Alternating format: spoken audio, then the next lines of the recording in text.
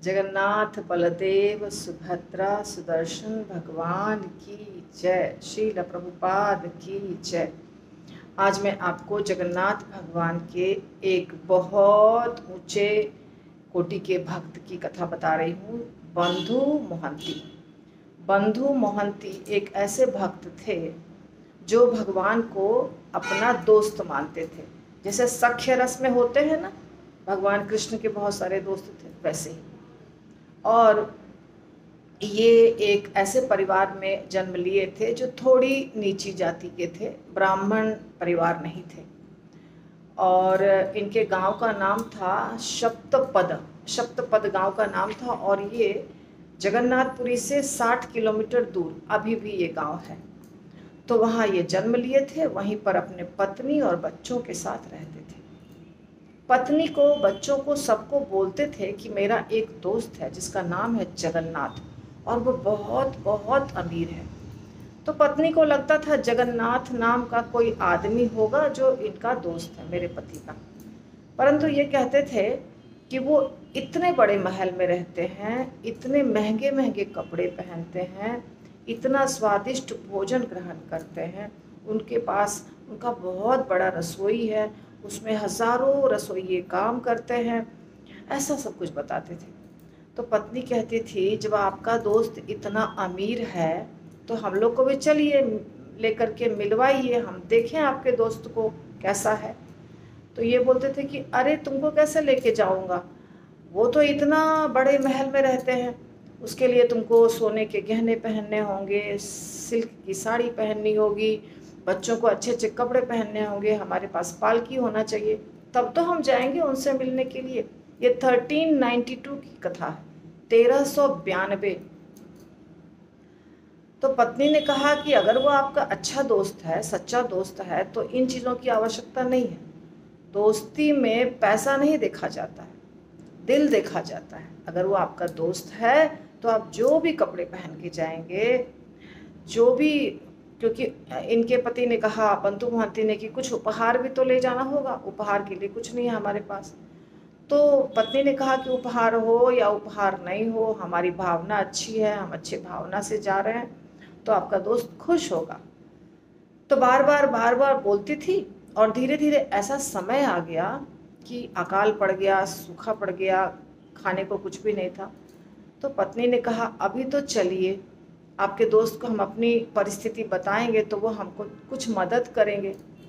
तो बंधु मोहंती ने सोचा ठीक है, इतना ज़्यादा बोल रही है तो चलते हैं, दर्शन भी हो जाएगा भगवान का। तो पत्नी बच्चे सबको लेकर के बंधु मोहंती चल दिए पैदल। ये कथा है 1392 की। तो उस समय तो ऐसे भी गाड़ी नहीं थी साधारण लोगों के पास, तो पैदल चल दिए। चलते चलते बहुत लंबे समय के बाद वहाँ पहुँचे। रास्ते में कुछ खाने पीने मिला नहीं ठीक से, थोड़ा बहुत चावल का दाना जो लोगों ने दे दिया, दूसरे तीर्थ यात्रियों ने कुछ खिला दिया, तो बस उतना ही, और भूखे प्यासे जब पहुँचे वहाँ तो सीधे जगन्नाथ मंदिर के नज़दीक चले गए। लेकिन पत्नी को फिर भी नहीं पता कि जगन्नाथ भगवान जो अंदर में हैं मंदिर में, वही मेरे पति के दोस्त हैं। वो सोच रही है कि ठीक है, यहाँ हम रुके हैं, फिर इनके दोस्त के घर जाएंगे। मगर वो बीच रात का समय था, एकदम मिडनाइट जिसको कहते हैं। तो वहीं सब लोग सो गए ज़मीन पर थक करके।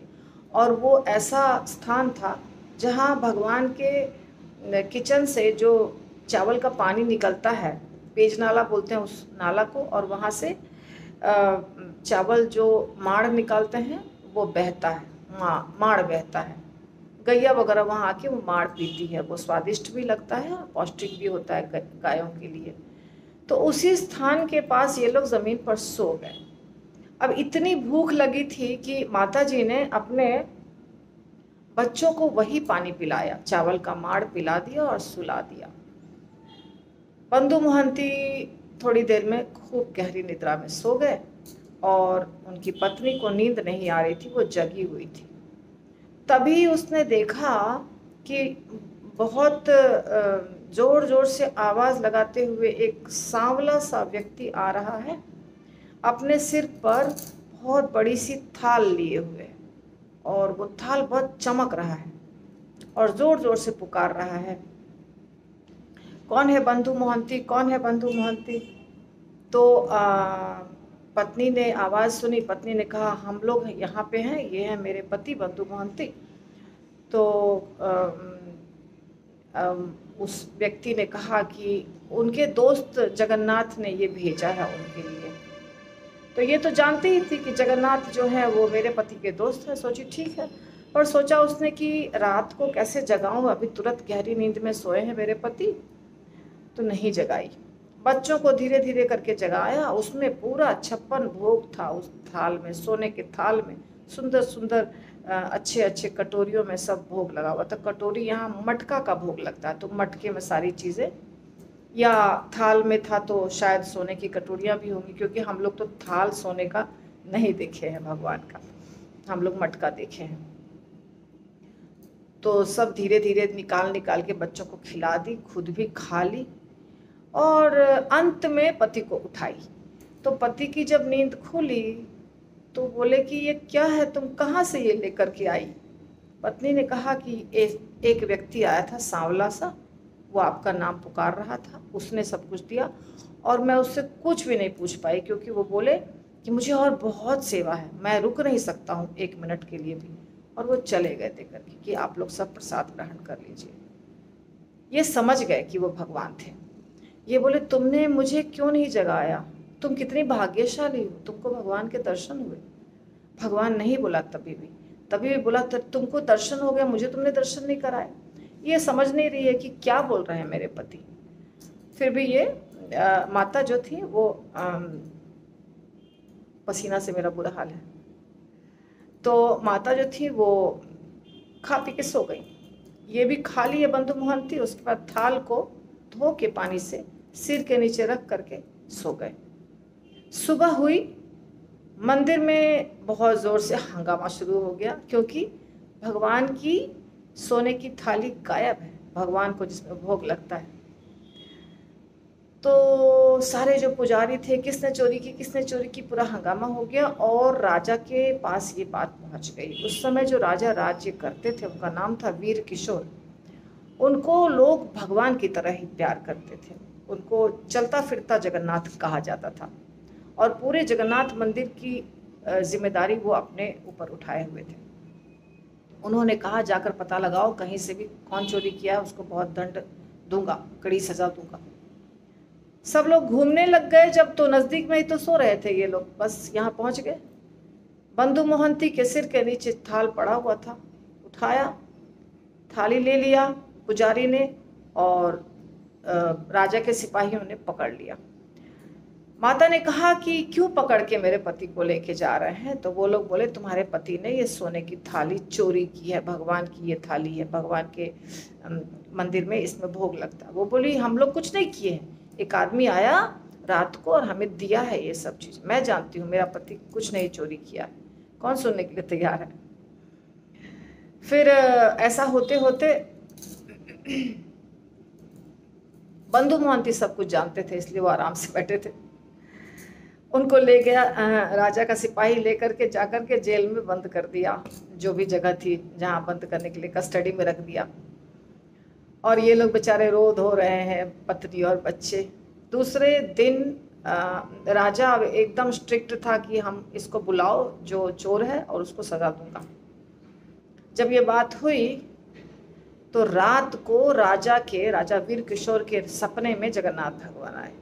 जगन्नाथ भगवान ने कहा तुम्हारा दोस्त यदि तुम्हारे घर आता है तुमसे मिलने, तो तुम क्या उसको खिलाओगे नहीं, तुम अपने थाली में खिलाओगे कि नहीं बताओ। तो मैंने अगर अपने दोस्त को अपनी थाली में खाने के लिए दिया तो क्या गलत किया जो तुम उसको पकड़ के मार पीट रहे हो या तुम उसको दंड देने वाले हो। वो मेरा दोस्त है, बंधु मोहंती उसका नाम है, और मैंने खुद उसको दिया है खाने के लिए। उसको छोड़ो, अभी तुरंत छोड़ो, देखो नहीं तो ठीक नहीं होगा। ऐसा रात को सपने में भगवान ने कहा। राजा की नींद खुली, राजा गए बंधु मोहंती से मिलने के लिए, सब लोग पुजारी उजारी सबके साथ, और बोले आप बहुत महान हैं, हमें पता चल गया आप कौन हैं, तो आप चले जाइए, अर्थात आप जेल से तो चले ही जाइए, आपके लिए बहुत अच्छा इंतज़ाम वगैरह हम करवा देते हैं, वहाँ रहिए और आज के बाद आप भगवान की सेवा करिए। आज भी बंधु मोहंती का परिवार भगवान जगन्नाथ के मंदिर की जो पहली कुकिंग होती है, फर्स्ट कुकिंग, जो सुबह का भोग लगता है, उस जैसे खिचड़ी भोग कहते हैं ना, ऐसा ही कुछ है शायद, लेकिन उसको स्वीट राइस बोलते हैं। तो वो भोग बंधु मोहंती का परिवार बनाता है और जबकि वो ब्राह्मण नहीं है। रसोइया जो होते हैं भगवान के मंदिर के, वो ब्राह्मण होते हैं, पर इनको अलाउड है बनाना। और इनके खानदान से, वो 1392 की बात है, 1392 से आज इतना 2023 चल रहा है, पर उनके ही खानदान का व्यक्ति आज भी वो भोग बनाता है भगवान का। तो ये था भगवान का प्यार। सख्य रस में बंधु मोहंती थे और बंधु मोहंती का प्रेम, कोई मंत्र नहीं, कोई कुछ नहीं, कुछ पता नहीं उनको, खाली वो ये जानते थे कि जगन्नाथ मेरे दोस्त हैं। शास्त्रों का अध्ययन करते थे, जगन्नाथ की का गाना गाते थे, जगन्नाथ के बारे में पढ़ते थे, सुनते थे। हमने तो आपको एक लाइन बताया, पर जो आप जगन्नाथ भगवान को अपना दोस्त मानता है और जगन्नाथ भगवान के से प्रेम करता है, वो तो और बहुत सारी चीज़ें करता है भगवान के प्रसन्नता के लिए, वो सारा कार्य करते थे। तो भगवान की भक्ति में इतना ताकत है और ये सच्ची घटना है, ये कोई कहानी नहीं है। तो बंधु आज भी मोहंती सरनेम के इंडिया में आपको या फॉरेन में जहाँ भी चले गए हैं इंडिया से, मोहंती सरनेम के बहुत लोग मिलेंगे। तो ये बंधु मोहंती के परिवार के व्यक्ति आज भी भगवान की सेवा करते हैं। जगन्नाथ भगवान की देखिए 11 मिनट की कथा में मेरी क्या हालत है, आप सोच सकते हैं मैं क्यों रिकॉर्डिंग नहीं कर रही हूँ। फिर भी आप लोगों के प्रेम के वश, मैं भी आप लोगों के प्रेम के वश ये रिकॉर्ड कर रही हूँ कथा। तो ये छोटी सी कथा मैंने आपको सुनाई, आप लोग समझिए कितना मेहनत लग रहा है वीडियो बनाने में। और इस कथा को दूसरों को शेयर कीजिए, लाइक करिए। अच्छा तो लगा होगा, मुझे लगता है इसमें बुरा लगने वाली कोई बात नहीं है। तो अगर आपको अच्छी लगती है कथा, कुछ एक लाइन भी, तो आप ज़रूर इसको लाइक करिए, शेयर करिए। अगर सब्सक्राइब नहीं किए हैं तो सब्सक्राइब कीजिए। और ये जो पसीना हो रहा है और बार बार मैं हैंकी से पूछ रही हूँ, इसके लिए माफ़ी चाहती हूँ, ऑप्शन नहीं है। हरे कृष्णा, श्रील प्रभुपाद की जय।